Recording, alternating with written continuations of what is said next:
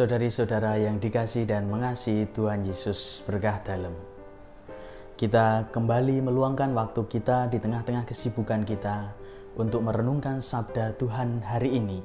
Hari Minggu, tanggal 1 Maret 2020, kita akan merenungkan sabda Tuhan dari Injil Matius bab 4 ayat 1 sampai dengan 11. Mari kita siapkan hati untuk merenungkan sabda Tuhan hari ini. Marilah kita berdoa dalam nama Bapa, Putra, dan Roh Kudus. Amin. Allah yang Maha Rahim, hadirlah dalam hati kami.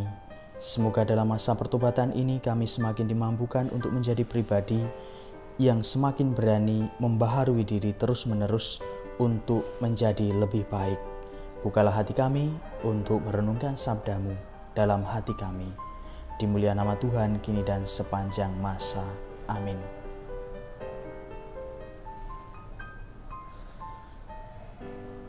Bacaan diambil dari Injil Matius bab 4 ayat 1 sampai dengan 11. Maka Yesus dibawa oleh Roh ke padang gurun untuk dicobai iblis. Dan setelah berpuasa 40 hari dan 40 malam, akhirnya laparlah Yesus. Lalu datanglah si pencobai itu dan berkata kepadanya, "Jika engkau anak Allah, perintahkanlah supaya batu-batu ini menjadi roti."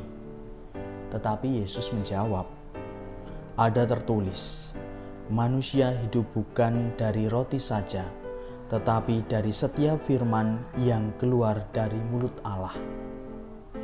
Kemudian iblis membawanya ke kota suci dan menempatkan dia di bumbungan bait Allah, lalu berkata kepadanya, "Jika engkau anak Allah, jatuhkanlah dirimu ke bawah, sebab ada tertulis mengenai engkau, Ia akan memerintahkan malaikat-malaikatnya, dan mereka akan menatang engkau di atas tangannya, supaya kakimu jangan terantuk kepada batu." Yesus berkata kepadanya, "Ada pula tertulis, janganlah engkau mencobai Tuhan Allahmu." Dan iblis membawanya pula ke atas gunung yang sangat tinggi dan memperlihatkan kepadanya semua kerajaan dunia dengan kemegahannya. Dan berkata kepadanya, "Semua itu akan kuberikan kepadamu jika engkau sujud menyembah Aku." Maka berkatalah Yesus kepadanya, "Nyalah iblis, sebab ada tertulis, engkau harus menyembah Tuhan Allahmu, dan hanya kepada Dia sajalah engkau berbakti." Lalu iblis meninggalkan dia, dan lihatlah, malaikat-malaikat datang melayani Yesus. Saudari-saudara yang dikasihi dan mengasihi Tuhan, akar dosa adalah ketidaksetiaan. Kita mengingat dalam kitab Kejadian, peristiwa manusia pertama. Mereka jatuh ke dalam dosa karena mereka tidak setia dan tidak taat terhadap apa yang diperintahkan Allah. Dan akibat dosa adalah maut. Tetapi kita menyadari bahwa kasih kerahiman Allah jauh lebih besar daripada maut yang mengancam kita karena dosa. Kerahiman Allah menjadi sumber pengharapan yang utama bagi kita pendosa. Hari ini dalam bacaan Injil, Yesus memberi teladan kepada kita cara melawan godaan setan, yaitu dengan setia dengan apa yang dikehendaki Allah, setia dengan sabdanya, bukan hanya mengikuti apa yang dikehendaki setan, tetapi ia senantiasa setia dengan apa yang Bapa kehendaki.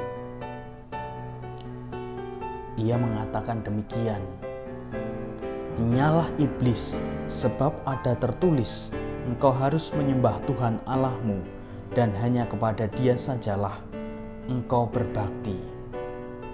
Yesus mengajak kita untuk menjadi pribadi-pribadi yang memperjuangkan kesetiaan sesuai dengan kehendak-Nya. Tentu ada banyak hal yang bisa kita perjuangkan.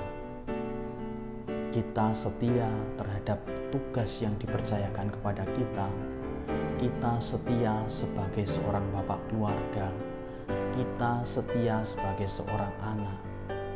Kita setia dengan tanggung jawab tugas-tugas yang dipercayakan kepada kita, sehingga sungguh kita mampu menjalankan apa yang menjadi tugas dan kewajiban kita sesuai dengan yang dikehendaki Tuhan.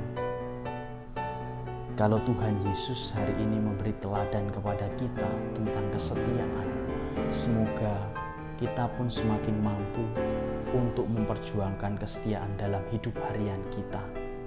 Sekecil apapun kesetiaan yang kita lakukan, tetapi kita tetap berjuang untuk senantiasa mengikuti apa yang menjadi kehendak-Nya. Mari kita mohon rahmat Tuhan, terlebih dalam masa prapaskah ini. Semoga kita pun semakin setia dalam mengusahakan pantang dan puasa, sehingga kita diberanikan untuk semakin memiliki ketergerakan diri, memperbarui diri, menuju kehidupan yang lebih baik dan sikap yang lebih baik. Semoga rahmat Tuhan senantiasa menyertai Anda. Marilah kita berdoa. Ya Tuhan, kuatkanlah kami seperti Yesus yang selalu digerakkan oleh roh kebaikan untuk setia terhadap apa yang dikehendaki Bapa. Tanamkanlah dalam diri kami kerinduan akan sabda-Mu yang menghidupkan dan menyelamatkan kami, sehingga kami semakin mampu menjadi pribadi-pribadi yang setia dalam setiap perutusan yang dipercayakan kepada kami. Dimuliakanlah nama Tuhan kini dan sepanjang masa. Amin. Dalam nama Bapa, Putra, dan Roh Kudus. Amin. Tuhan memberkati Anda semua. Berkah dalam.